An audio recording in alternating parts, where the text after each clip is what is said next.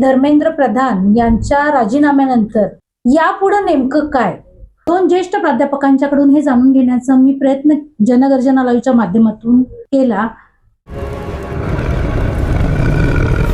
आज एवढ्या मोठ्या प्रमाणावर आणि जीवन मरणाचा प्रश्न असलेली ही जी परीक्षा आहे, नीट परीक्षा, ज्याच्यावर विद्यार्थ्याचं भवितव्य अवलंबून असतं, या परीक्षेमध्ये सगळ्या देश पातळीवर पेपर फुटण्याचा हा जो प्रकार झाला, त्याच्यामुळं सामान्य माणसं, विद्यार्थी सगळेच हतबल झालेले आहेत. केंद्र सरकारच्या अधिपत्याखाली या परीक्षा होत असल्यामुळं केंद्र सरकारनं काही लक्ष दिलं का नाही, अशाही प्रकारची चर्चा सुरू झाली. काही विद्यार्थ्यांनी आत्महत्या केल्या, काही विद्यार्थी भ्रमिष्ठासारखे झाले. मग याला उपाय काय म्हणून पहिला सरकारकडे मागणी केली या लोकांनी, आणि त्याच्यातून पहिली गोष्ट अशी झाली की जे शिक्षण खातं आहे, ज्याच्या अधिकाराखाली येतं, त्या शिक्षण मंत्र्यांचा राजीनामा, आणि तो शेवटी राजीनामा मंजूर झाला. आणि हे सगळे जमलेले जे विद्यार्थी, त्यांना वाटलं की आपण आता यशस्वी झालो. पण सामान्य माणसापुढे प्रश्न असा आहे की राजीनामा झाल्यानंतर पुढे काय? त्याच्याही आधी ही पेपर फुटीची गोष्ट का व्हावी, समाजाची अशी मानसिकता का झालेली आहे, तर याविषयी आज सरांच्या बरोबर आपण बोलणार आहोत. आज आपल्याबरोबर आहेत प्राध्यापक भोयटे सर. भोयटे सर गेली 30-35 वर्ष समाज जीवनामध्ये काम करतायत. शिवराज महाविद्यालयासारख्या महाविद्यालयामध्ये त्यांनी अध्यापनाचं काम केलं. अंधश्रद्धा निर्मूलन चं कामही मोठ्या प्रमाणात आहे. देवदासी प्रथा, जटा निर्मूलन, याबरोबरच विज्ञानाचे प्रयोग, या सगळ्या गोष्टीमध्ये गेले 35-40 वर्ष सर काम करत आहेत. या विषयावरील बोलण्याचा त्यांचा अभ्यास आहे, आणि म्हणून मी भोयटे सरांना प्रश्न विचारतो की आता आपल्यासमोर हे सगळं चित्र आहे, त्या ह्याच्यातून काय निष्पन्न होणार आहे? पूर्वी राज्य पातळीवर परीक्षा व्हायच्या आणि त्याच्यातून मुलांचं निवड व्हायची, सिलेक्शन व्हायचं या मेडिकल ॲडमिशनसाठी. पण नंतरच्या काळामध्ये केंद्र शासनानं ही सर्व राज्यांसाठी म्हणून एकत्रित एक परीक्षा घ्यायची या उद्देशानं नीटची निर्मिती केली. परीक्षा कॉमन असल्यामुळं सगळ्या राज्यांना लागू होते, आणि यातून जी निवड होईल त्या विद्यार्थ्यांना त्या कॉलेजमध्ये प्रवेश दिला जातो. पण पूर्वीची पद्धत तशी पाहिलं तर खूप चांगली होती. राज्य पातळीवर परीक्षा व्हायची, आणि तीही 12वीच्या बोर्डाच्या मार्कावर आधारित ती परीक्षा होती, आणि ते चांगले पद्धतीनं त्याचं सिलेक्शन व्हायचं, आणि अशा प्रकारचा गोंधळही होत नव्हता.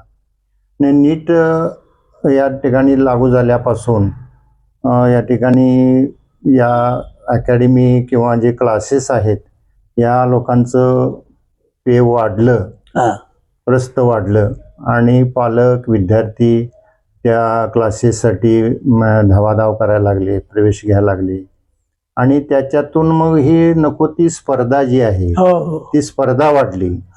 उद्या या क्लासवाल्यांची पुन्हा दुकानं सुरू झाली, आणि आपला विद्यार्थी यावा त्यासाठी काय करता येईल, म्हणजे शिकवण्याबरोबरच आणखीन काही मार्ग निघतात का, याच्यातून मग अशा पद्धतीचे हे पेपरफुटीसारखे प्रकार पुढे निर्माण झाले. ज्येष्ठ पर्यावरणवादी शास्त्रज्ञ सोनम वांगचुक जे आहेत, त्यांनी या विद्यार्थ्यांना पाठिंबा म्हणून आपलं उपोषण चालू केलं. एका बाजूला विद्यार्थ्यांच्या समस्या लक्ष द्यायला, त्याच्याकडं ऐकून घ्यायला, त्यांच्याशी संवाद करायला सरकार तयार नव्हतं.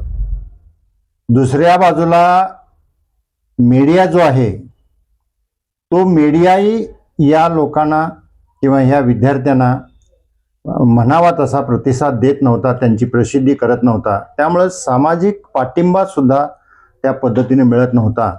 आणि ह्यामुळं सोशल मीडिया जो आहे, तो सोशल मीडिया खरं पाहिलं तर हे आंदोलन उभं करण्यासाठी आणि त्याला पाठबळ देण्यासाठी कारणीभूत ठरला.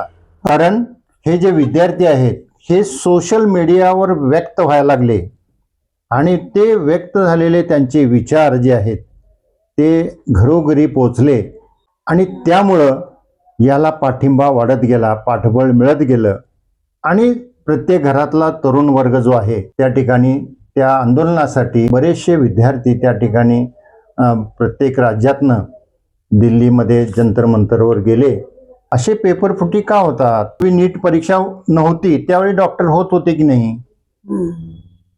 माझं तरी वैयक्तिक म्हणणं आहे की ही नीट परीक्षाच कॅन्सल करावी. जी 12वीची परीक्षा आहे त्या 12वीच्या परीक्षावरच या मेडिकलला प्रवेश दिला जावा.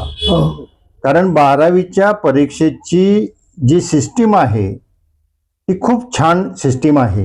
विद्यार्थी वर्षभर अभ्यास करत असतात, ती परीक्षा योग्य पद्धतीने होते, तर मूल्यमापन सुद्धा योग्य होतं. आणि तिथं सिस्टीम आहे. पहिल्यांदा एक्झामिनर पेपर तपासतो, एक्झामिनरनं पेपर तपासलेला तो मॉडरेटर पुन्हा चेक करतो, मॉडरेटरनं चेक केलेला पुन्हा चीफ मॉडरेटर चेक करतो.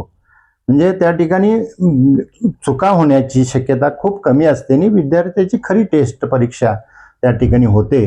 त्यामुळे ही परीक्षा जरी व्यवस्थित कंडक्ट करून त्या आधारे या ठिकाणी मेडिकलला प्रवेश दिले तर तेही अत्यंत चांगलं हे होईल. म्हणजे उद्या पेपर फुटे असे प्रश्नच या ठिकाणी येणार नाही. जर आपल्याला ती नीट परीक्षाच ठेवायची असेल तर त्या परीक्षेमध्ये आपल्याला सुधारणा करावी लागेल. त्यासाठी वेगळा कायदा करावा लागेल. नुसता कायदा करून चालणार नाही कडक, त्या कायद्याची कडक अंमलबजावणी झाली पाहिजे. पूर्ण ही राजकारण विरहित संस्था असायला पाहिजे, स्वायत्त संस्था ती असावी की जेणेकरून त्याचं वर्किंग जे आहे ते वर्किंग चांगल्या पद्धतीने चालेल. एका बाजूला विद्यार्थी प्रचंड कष्ट करतात, वर्ष 2-2 वर्ष 3-3 वर्ष परीक्षेची तयारी करतात आणि ऐन वेळी जर पेपर फुटी होऊन त्या ठिकाणी विद्यार्थ्यांची परीक्षा रद्द झाली किंवा झालेली परीक्षा पुन्हा त्यांना द्यावी लागली तर याच्यासारखा दुसरा मोठा शॉक विद्यार्थ्यांसाठी दुसरा कुठलाही नाही. आणि याचं कारण म्हणून त्या आत्महत्या विद्यार्थी केल्या जातात. खरं पाहिलं तर ही परीक्षा विद्यार्थ्यांची जरी असली तरी ती पालकांचीही परीक्षाच आहे. कारण पालकांचं एक स्वप्न असतं की आपलं पाल्य हे डॉक्टर व्हावं आणि त्या दृष्टीनं त्यांचा प्रयत्न असतो. काही पालक त्यांची आर्थिक परिस्थिती नसताना सुद्धा अगदी कठीण परिस्थितीतून आपलं घरदार बाकीचं शेत वगैरे ते विकून कर्ज काढून मुलांना शिक्षण देत असतात. त्याच्या विद्यार्थ्यासाठी जर असा प्रसंग आला पेपर फुटीसारखा तर त्यांना सुद्धा तो मोठा शॉक आहे. म्हणजे भविष्यातलं एकूण ह्या सगळ्या प्रकाराचं चित्र काय होईल असं वाटतंय? केंद्रीय शिक्षण मंत्री धर्मेंद्र प्रधान यांनी राजीनामा दिलेला आहे. ही परीक्षा कशी योग्य पद्धतीने होईल त्यासाठी एक सिस्टीम तयार झाली पाहिजे. माननीय पंतप्रधानांनी जाहीर केलेलं आहे की आम्ही योग्य कडक असा कायदा करणार. शिक्षण तज्ज्ञ जे आहेत लोक या आपल्या देशामधले त्या लोकांचा विचार घेऊन मग त्याच्यामध्ये कायद्यामध्ये बदल केला पाहिजे. शिक्षण तज्ज्ञाशिवाय या परीक्षा पद्धतीमध्ये बदल करून काही उपयोग होणार नाही. आणि कायदा केला की त्याची अंमलबजावणी कडक कशी होईल हेही तपासलं पाहिजे. अंमलबजावणी महत्त्वाची. सरांच्या बोलण्यातून काही गोष्टी अशा समोर आल्या की सर्व समावेशक अशा प्रकारचे विचार एकत्र करून ही परीक्षा पद्धती नवी जर केली तर त्याचा उपयोग होईल. पालकांनी सुद्धा संयम बाळगला पाहिजे. आयुष्य आता याच्यावरच राहणार आहे. इथपर्यंत पालक आणि विद्यार्थी आलेले असतात. पालकांना आणि विद्यार्थ्यांना सुद्धा समुपदेशनाची गरज आहे. ती चांगल्या माणसांच्याकडून त्यांना की ही परीक्षा म्हणजे काय अंतिम नव्हे, तर याच्यातून आणखीन दुसरे मार्ग निघतात, दुसऱ्या वाटा निघतात, तर त्याही बघितल्या पाहिजेत.